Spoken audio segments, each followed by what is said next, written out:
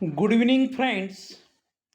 यापूर्वी आपण इंग्रजी स्पोकनच्या दृष्टीने शूड हॅव आणि कुड हॅव कसा वापरतात याबद्दल आपण व्हिडिओ बनवलेले आहेत आणि त्या व्हिडिओंनाच व त्याबरोबर सर्व व्हिडिओला आपण भरभरून प्रतिसाद दिलेला आहे. त्याबद्दल मी सर्वांचा मनस्वी आभारी आहे. आज देखील शुड बीचा उपयोग करून, पुन्हा म्हणते मी, आज देखील शुड बीचा उपयोग करून इंग्रजीमध्ये वाक्य कशी बनवतात किंवा शुड बीचा उपयोग कोणत्या अर्थाने करतात हे मी आपणास सांगणार आहे.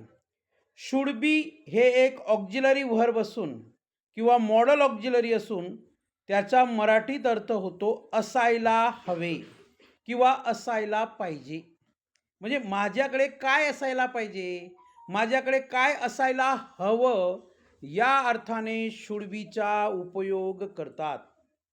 तर पॅटर्न असा आहे की ज्या पॅटर्नला आपण श्रीरंग चव्हाण किंवा चव्हाणस टीचिंग पॅटर्ननुसार ओळखतो. तो पॅटर्न असा आहे, सुरुवातीला आपल्याला सब्जेक्ट म्हणजे कर्ता वापरायचा आहे.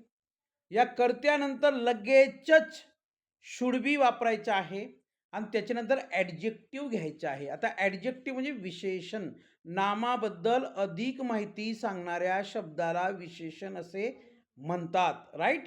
आणि इंग्लिशमध्ये a word which gives more information about noun is called as adjective. तर बघा, शुड बी म्हणजे असायला हवे किंवा असायला पाहिजे. तर आपल्या पॅटर्ननुसार सर्व वाक्य आहेत की नाही ती आपण तपासून पाहूया, बोलूया, शिकूया, लिहूया आणि वाचूया. पहिलं वाक्य आहे, आय शुड बी ऑनेस्ट. याला हॉनेस्ट म्हणू नका. ऑनेस्ट म्हणजे अचा उच्चार करा, हचा उच्चार करू नका. आय शुड बी ऑनेस्ट, मी प्रामाणिक असायला हवे किंवा मी प्रामाणिक असायला पाहिजे. तर बघा, सब्जेक्टनुसार आय आहे, त्याच्यानंतर शुड बी आहे आणि त्याच्यानंतर ॲडजेक्टिव्ह ऑनेस्ट आहे. तर आय शुड बी ऑनेस्ट, मी प्रामाणिक असायला हवे किंवा मी प्रामाणिक असायला पाहिजे असं म्हटलं तरी वावगं ठरणार नाही. दुसरं वाक्य आहे, सूत्रानुसारच आहे, पॅटर्ननुसारच आहे, आपला पॅटर्न बदलणार नाही. यू शुड बी पेशंट, तू संयमी असायला हवे किंवा तू संयमी असायला पाहिजे. बघा, यू सब्जेक्ट आहे, त्याच्यानंतर शुड बी आहे आणि पेशंट हे ॲडजेक्टिव्ह आहे. आता या ठिकाणी पेशंट म्हणजे रोगी नाही किंवा रुग्ण नाही, ज्याला आपण पेशंट म्हणतो हॉस्पिटलच्या भाषेमध्ये, दवाखान्याच्या भाषेमध्ये. या ठिकाणी पेशंट म्हणजे धीर, संयम, सहनशील या अर्थाने. तिसरं वाक्य आहे, ही शुड बी ॲक्टिव्ह, तो सक्रिय किंवा चपळ असायला हवा.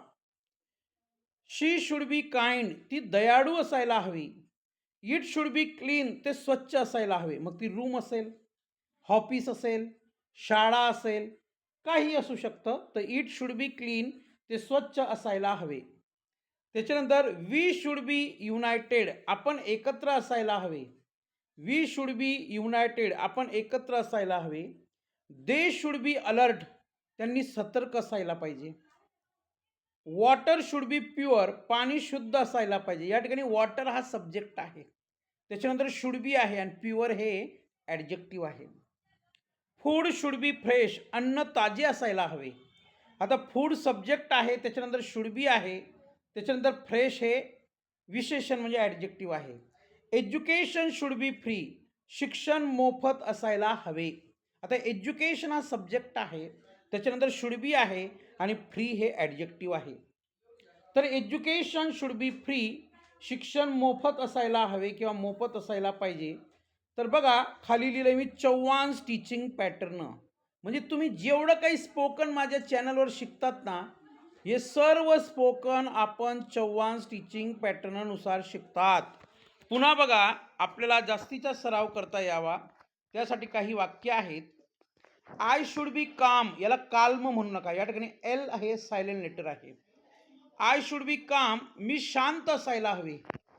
यू शुड बी स्ट्रॉंग, तू मजबूत असायला हवा. The door should be open, दरवाजा उघडा असायला हवा. The shop should be close, दुकान बंद असायला हवे. त्याच्यानंतर he should be at work, तो कामावर असायला हवा. शी शुड बी सेफ, ती सुरक्षित असायला हवी. इट शुड बी रेड, ते लाल रंगाचे असायला हवे, म्हणजे दुसऱ्या रंगाचे नको असं त्याचा अर्थ आहे. वी शुड बी थँकफुल, आपण कृतज्ञ असायला हवे. दे शुड बी सायलेंट, त्यांनी गप्प असायला हवे. म्युझिक शुड बी सॉफ्ट, संगीत सौम्य असायला हवे. राईट. तर शेवटच्या 20व्या क्रमांकाच्या वाक्यात म्युझिक सब्जेक्ट आहे, त्याच्यानंतर शुड बी आहे, त्याच्यानंतर सॉफ्ट आहे. बघा, एक गोष्ट नेहमी लक्षात घ्या. एक लहान भाऊ समजून, मोठा भाऊ समजून, एक मार्गदर्शक म्हणून, एक आपला मित्र म्हणून I am suggesting to all, मी सगळ्यांना सुचवत आहे, सांगत आहे, पॅटर्न सोडू नका. जर तुम्ही पॅटर्न सोडला नाही, I can give you promise, मी तुम्हाला शब्द देतो, you will be good speaker in coming days. येणाऱ्या दिवसात आपलाच कार्यक्रम आहे, लक्षात घ्या. आपण एक उत्तम वक्ता होणार आहोत. पुन्हा आपल्याला जास्तीचा सराव करता यावा, त्यासाठी काही वाक्य माझ्याजवळ आहेत बघा.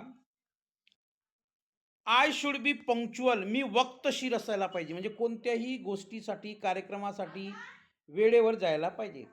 यू शुड बी केअरफुल, तू सावध असायला हवे. ही शुड बी हेल्पफुल, तो मदतीला तयार असायला पाहिजे. The answer should be correct, उत्तर बरोबर असायला हवे. The room should be airy, खोली हवेशीर असायला हवी. लाईफ शुड बी सिम्पल, जीवन साधे असायला हवे. चिल्ड्रेन शुड बी हॅपी, मुले आनंदी असायला हवीत. The T should be hot, चहा गरम असायला हवा. The bag should be light, पिशवी हलकी असायला हवी. एव्हरीवन शुड बी इक्वल, प्रत्येकजण सारखा किंवा समान असायला हवा. तर या वाक्यामध्ये 30व्या क्रमांकाच्या वाक्यामध्ये एव्हरीवन हा सब्जेक्ट आहे, शुड बी आहे, त्याच्यानंतर इक्वल हे ॲडजेक्टिव्ह म्हणजे विशेषण आहे. आता या ठिकाणी एक महत्त्वाची टिप्स मी आपल्याला सांगत आहे. मी जी वाक्ये बनवलेली आहेत तीच वाक्य तुम्ही बोलली पाहिजे तसं नाही, तीच वाक्य तुम्ही वाचली पाहिजे तसं नाही, तीच वाक्य तुम्ही लिहिली पाहिजे तसं नाही. तुमच्यावर कोणत्याही प्रकारचं बंधन नाही. तुमच्याकडे अमाप शक्ती आहे, तुमच्याकडे अमाप शक्ती आहे. त्या शक्तीच्या मदत करून तुम्ही हजारो वाक्य बोलू शकतात. माझ्या पॅटर्ननुसार तुम्ही लाखो वाक्य बनवू शकतात. आणि यू हॅव दिस ॲबिलिटी, ती क्षमता तुमच्याकडे आहे. स्वतःला कमी समजू नका. पुन्हा तुमच्या सरावासाठी एक छोटी टीप मी देत आहे, लक्षात घ्या.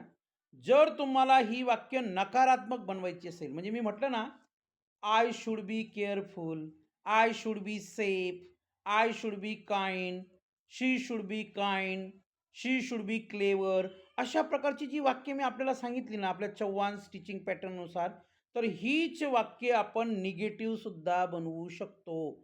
म्हणजे निगेटिव्ह म्हणजे काय, हीच वाक्य आपण नकारार्थी सुद्धा बनवू शकतो. फक्त अशा प्रकारच्या वाक्यांमध्ये काय करा, शूड नंतर नॉट लिहा. फक्त शूड या शब्दानंतर नॉट लिहा. ॲटोमॅटिकली तुमचं वाक्य निगेटिव्ह होणार आहे. आणि नॉट लिहून वाक्यात कोणत्याही प्रकारचा बदल करू नका.